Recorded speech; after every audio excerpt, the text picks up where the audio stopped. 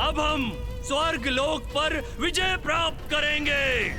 स्वर्ग लोक हमारा होगा, असुरों का।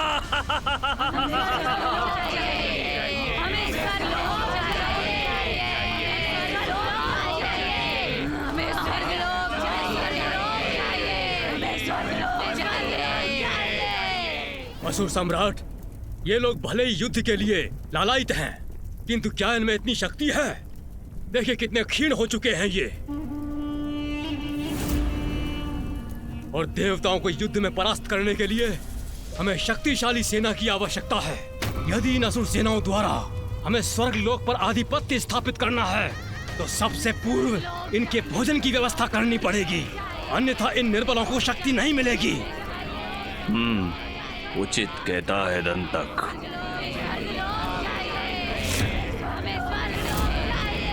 असुरों, आज से नवीन नियम लागू होगा यहाँ।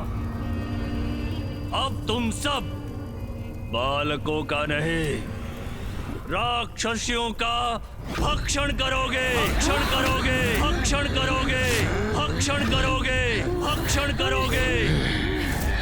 जाओ और अपना भोजन आरंभ करो और अपनी शक्ति बढ़ाओ। जाओ।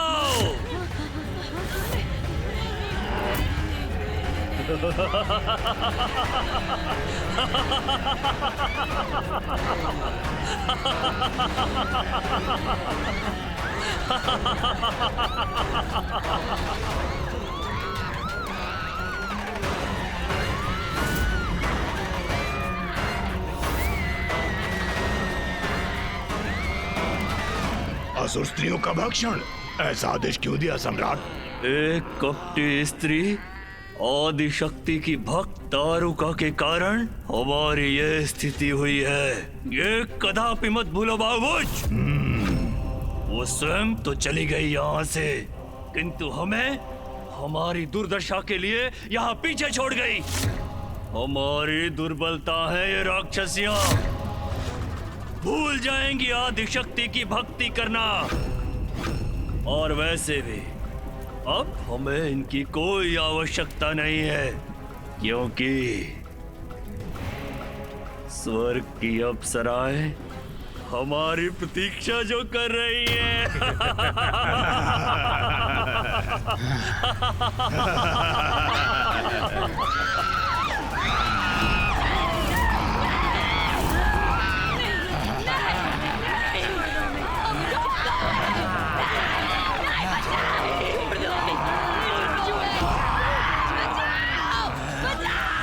अत्यंत दुष्ट था ना ये राक्षस माता।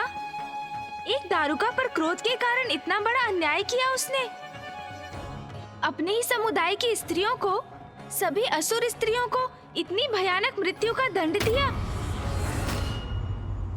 ये भी नहीं सोचा उसे जन्म देने वाली भी एक नारी ही है। दुराचारी राक्षसों में भी इस राक्षस का ये कृत्य, स्त्रियों पर ऐसा आघात तो नीचता की पराकाष्ठा है। असुरों की तामसी प्रवृत्ति यही होती है गणेश। दया, ममता का लेश मात्र भी नहीं होता उनमें, होता है तो एकमात्र अहंकार का अंधकार। दारुक से भी अधिक कुटिल और दुष्ट था एकाक्ष,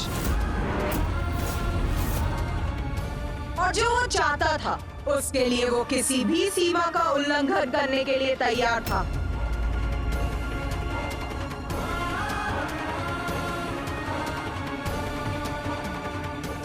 और फिर जो उसे चाहिए था वो उसने प्राप्त कर ही लिया।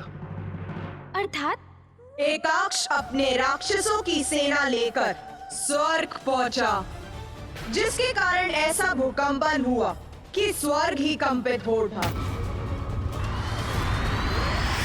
देव सभा सभी महत्वपूर्ण विषयों पर विचार कर चुकी है और अन्य समाचार भी संतोषजनक है।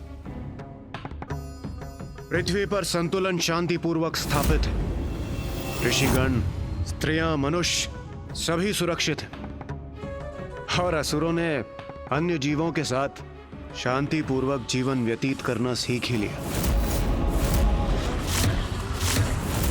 मैं सहमत हूं इंद्रदेव। दारुक के आतंक के पश्चात पृथ्वी पर शांति के लिए हम निरंतर दृष्टि बनाए हुए हैं। वहां सर्वत्र शांति है।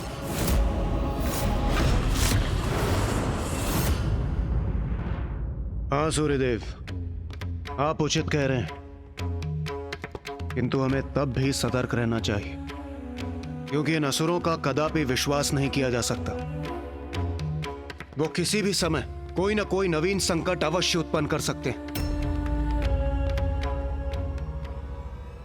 इंद्र, इंद्र!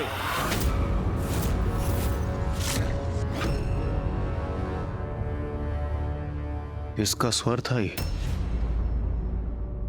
स्वर्गलोक का कोई भी वासी मुझे इस प्रकार नहीं पुकार सकता। तो फिर कौन है ये?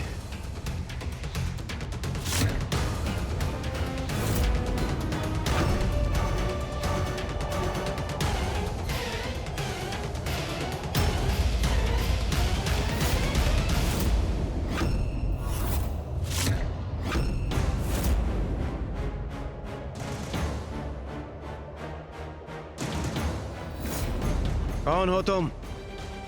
और यहां स्वर्गलोक आकर इतनी धृष्टता से मेरा नाम लेने का दुस्साहस क्यों कर रहे हो?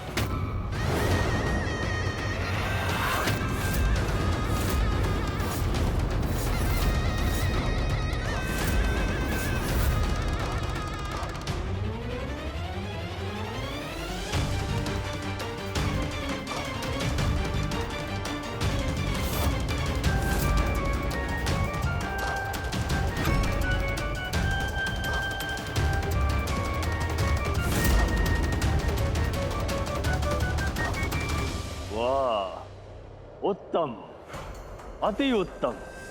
चमक दमक से परिपूर्ण है स्वर्गलोक।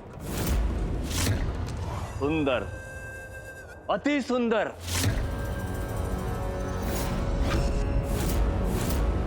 बहुत सुना था स्वर्गलोक संपन्न है, समृद्ध है, और आज अपने इस एकमात्र नेत्र से देख भी लिया। जो कुछ सुना था सत्य था, और समझ में भी आ गया कि तुम देवतागण अपने इस स्वर्गलोक की रक्षा क्यों करते हो, और क्यों ना करो रक्षा।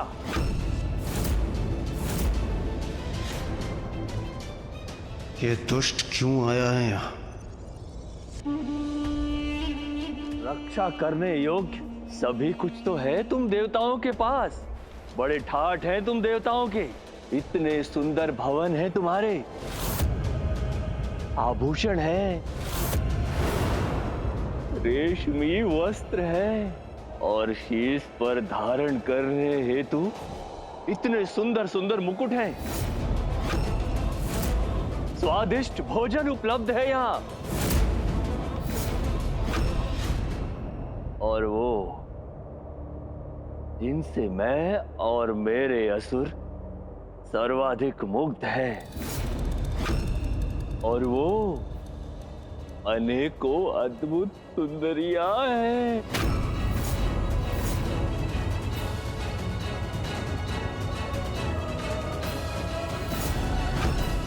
बस! अब ना एक भी शब्द कहना और ना ही एक भी पग आगे बढ़ाना, अन्यथा इसका भीषण परिणाम भुगतना होगा तुम्हें। ओ इंद्रदेव, मुझसे बहुत बड़ी भूल हो गई। क्या करता, तुम्हारा ये सुंदर लोक देखकर सब कुछ स्वयं मेरे मुख से निकलता ही चला गया।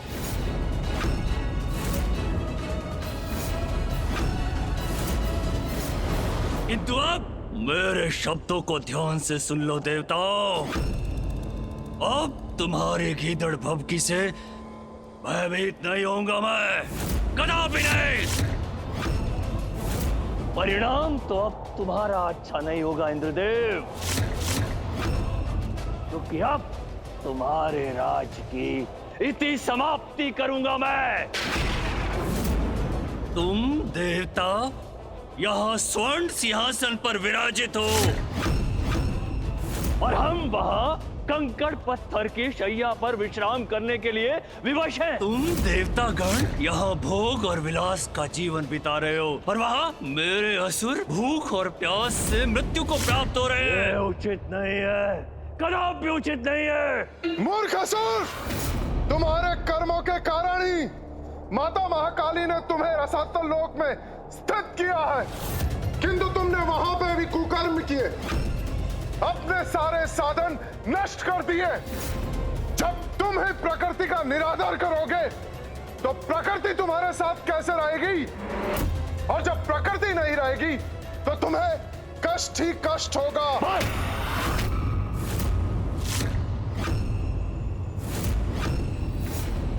प्रवचन बंद करो अपना सूर्यदेव। उधर भरा है, इसलिए मुख से ज्ञान फूट रहा है, किंतु भूख लगने पर ज्ञान नहीं, मात्र भोजन की इच्छा होती है, भोजन की। तो ठीक है, परिस्थिति उलट देते हैं।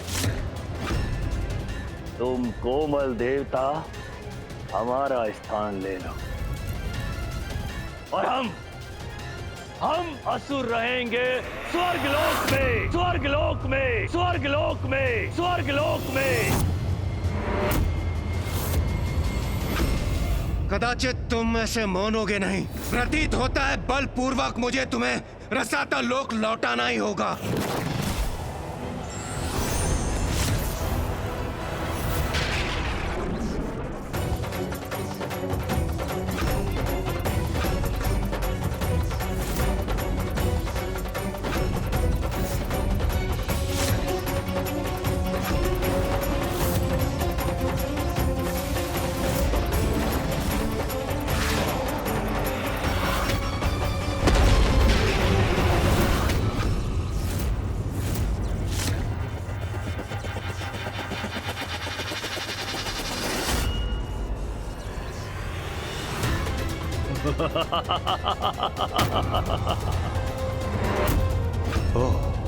अर्थात ये असुर एकाकी नहीं है। मेरे योद्धाओं और उनके अस्त्रों के समक्ष तुम शक्तिहीन हो इंद्रदेव, शक्तिहीन।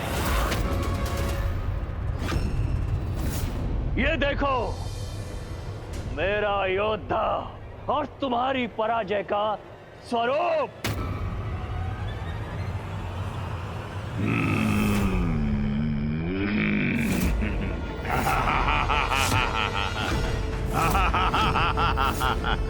और दूसरा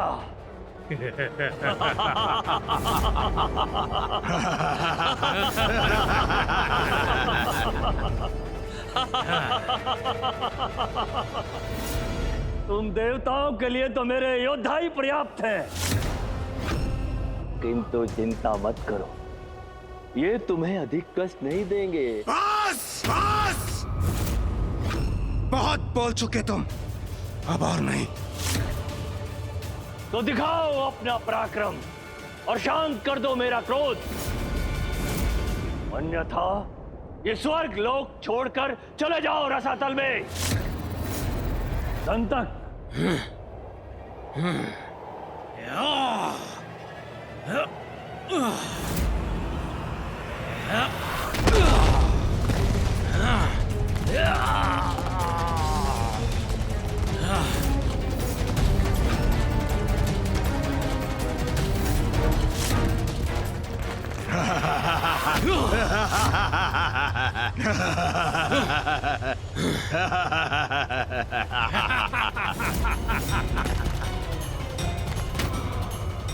कदाचित थोड़ा कष्ट तो तुम्हें देना ही चाहिए इंद्रदेव। तुम्हें कष्ट देने के सुख से मैं कैसे वंचित रह सकता हूँ?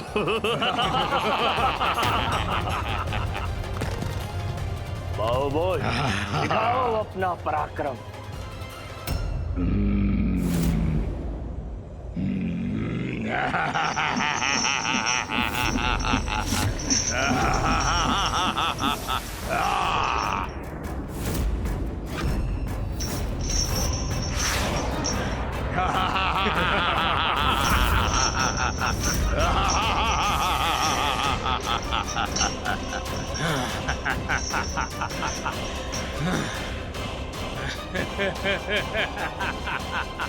दुष्ट असुर, शीघ्र अंत करूंगा मैं तुम्हारा।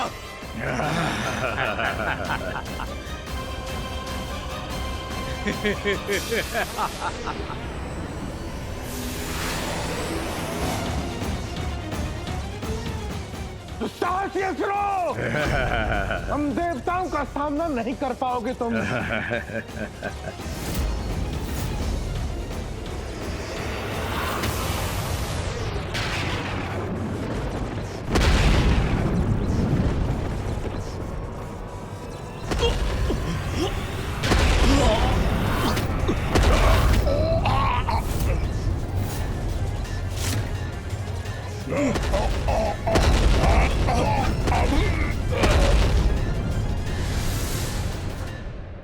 इंद्र, तुम कितने भी प्रयास क्यों ना कर लो, मुझे आगे बढ़ने से कदापि नहीं रोक पाओगे, कदापि नहीं। स्वर्ग पर आक्रमण करने की तुम्हारी उद्दंडता का दंड मैं तुम्हें अवश्य दूंगा दुष्ट असुर।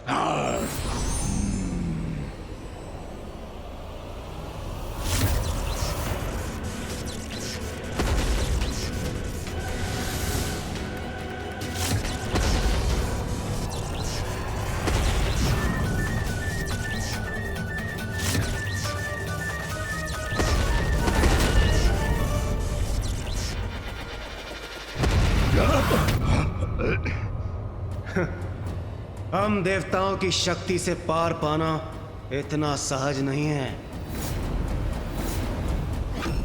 क्यों? परिचय प्राप्त हो गया ना हमारे बल का।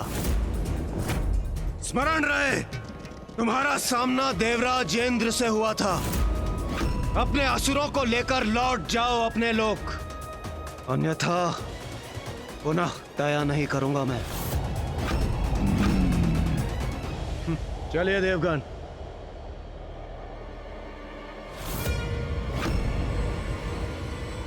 देवराज, देवराज, देवराज!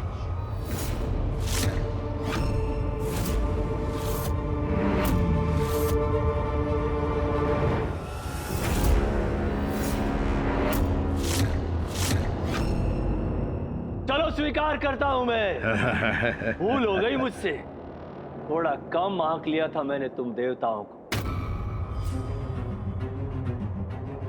तो ठीक है, अब मैं युद्ध का नियम परिवर्तित करता हूं। अब एक देवता और एक असुर में युद्ध नहीं होगा।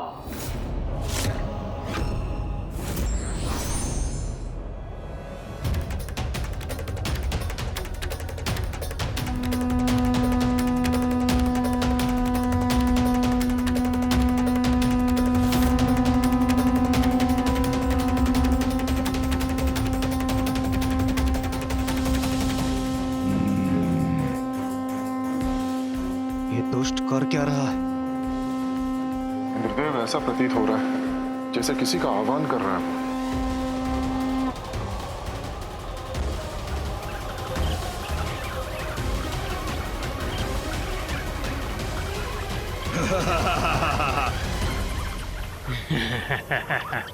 अब ये ध्वनि कैसी है?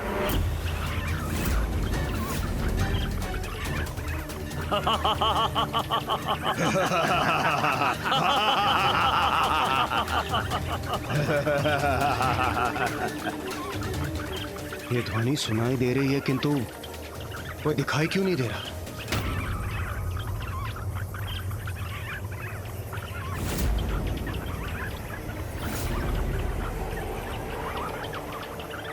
ये क्या है हमारे समक्ष?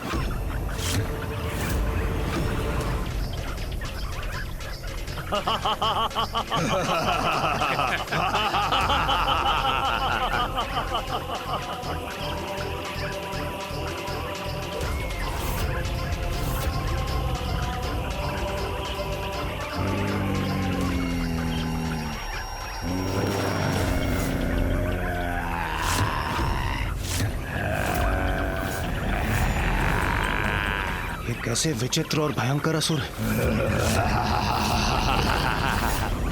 और अपनी भयानक ध्वनि के साथ ये हमारी ओर ही बढ़े आ रहे हैं।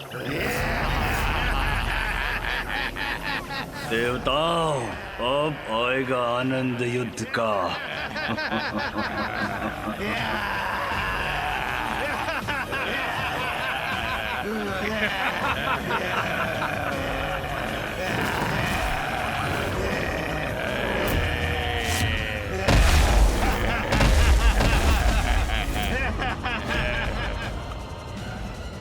क्यों देवताओं, कैसा लगा मेरा उपहार? स्वर्ग लोक आया हूँ, असुर हूँ, किंतु कुछ नियम मैं भी जानता हूँ, इसलिए अपने अनुसार उचित उपहार लाया हूँ तुम सभी के लिए।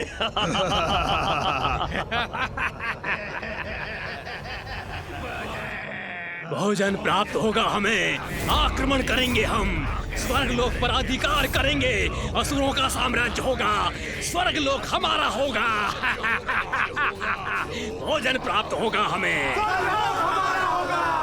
स्वर्ग लोक पर अपना अधिकार होगा, भोजन करेंगे।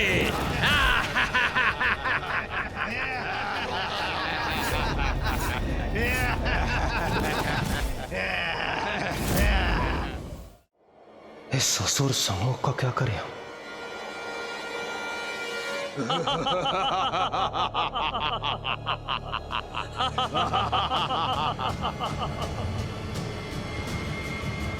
आक्रमण!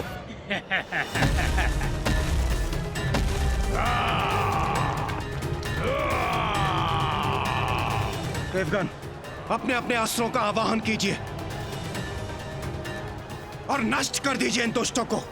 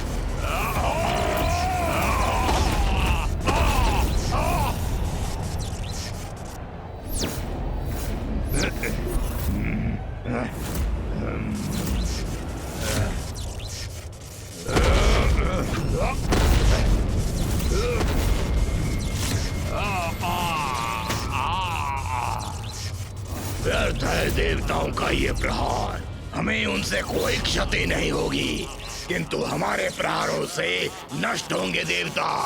देवगण, और शक्तिशाली प्रहार कीजिए इन पर।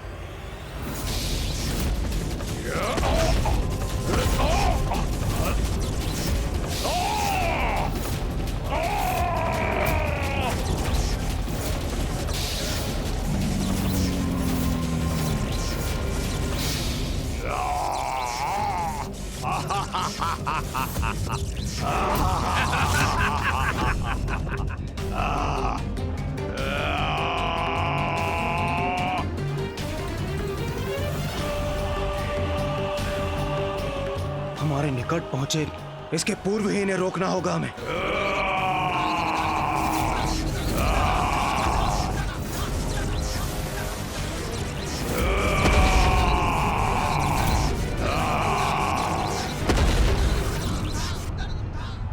मैं सूर्यदेव तुम्हें अपनी ऊर्जा से भस्म कर दूंगा।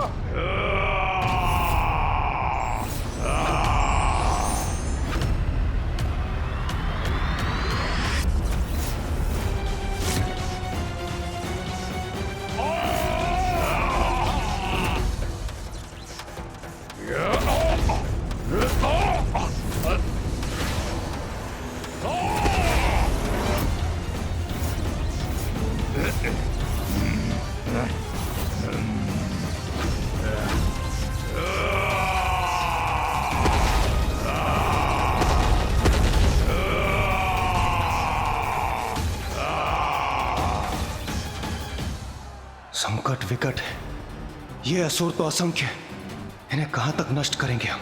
सूर्यदेव,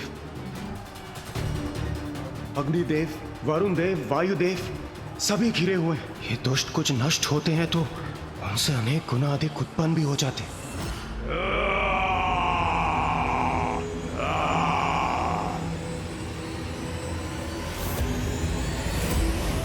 अब कहो देवताओं, आनंद आया?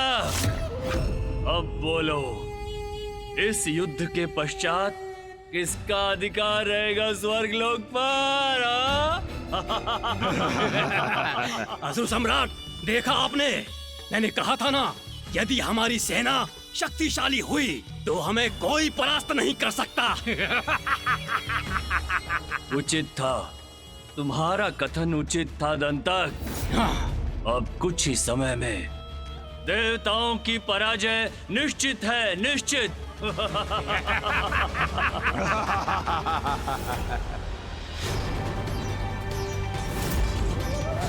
उन असुरों से युद्ध के लिए देव सेना भी प्रकट हुई, किंतु उनके सभी प्रयास व्यर्थ हो गए, क्योंकि देवता और उनकी सेना नहीं टिक सकी उन दुष्ट असुरों के समक्ष।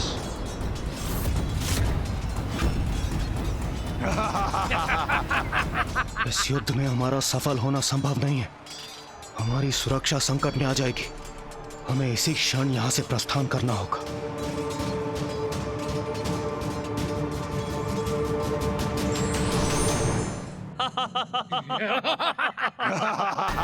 मुझे ज्ञात था यही होगा, यही। भाग गए सभी भीरू देवता, ज्ञात था मुझे।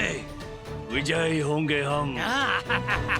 स्वर्ग लोक पर अब हमारा, हम असुरों का अधिकार होगा, हम असुरों का। आप सभी देवता स्वर्गलोक असुरक्षित छोड़कर चले गए।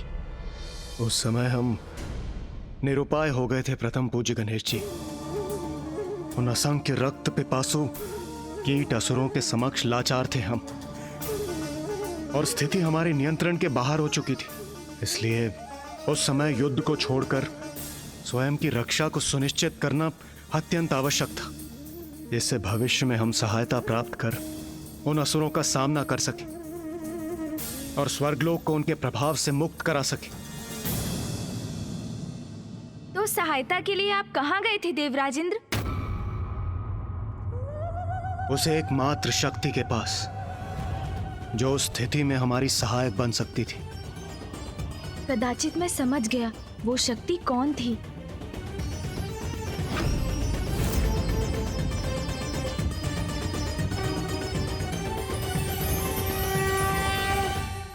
जब जब संसार में पाप की अति होती, मैं अपने भक्तों की रक्षा के लिए अवश्य प्रकट होती। ये निश्चित, पाप और पापियों का सर्वनाश अवश्य होगा।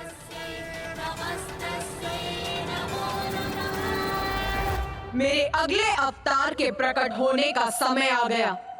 देवी छिन्नमस्ता।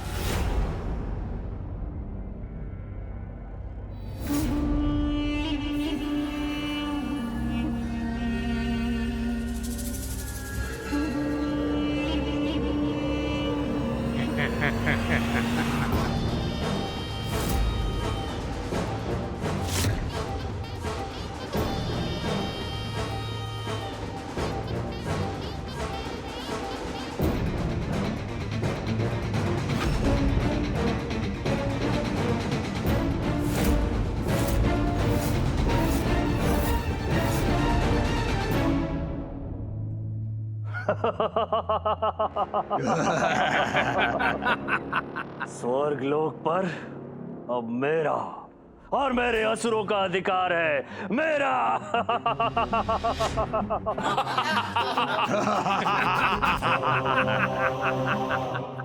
ये भोग विलास, ये सुख सुविधाओं भरा जीवन, इस सब पर अब हमारा, असुरों का अधिकार है, असुरों का। ये सब अब हमारा है, हमारा। और मैं हूं स्वर्ग लोक का सम्राट, सम्राट एकाक्ष।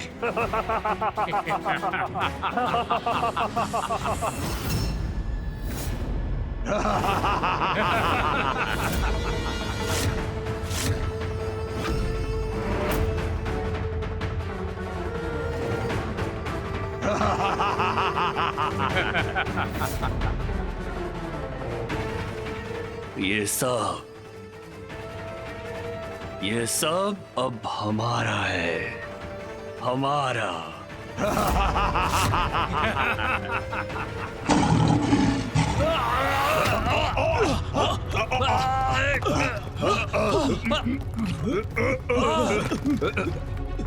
कैसा भयंकर स्वर है ये? कौन है?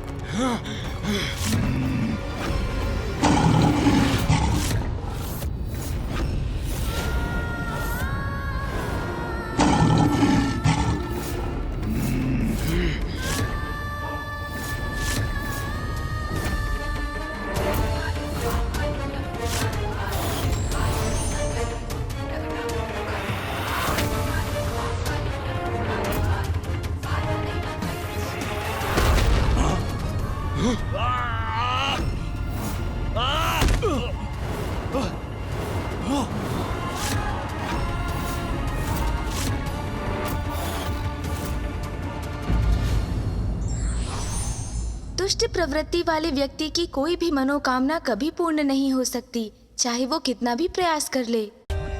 For more updates, subscribe to our channel, click the show links and enjoy watching the videos.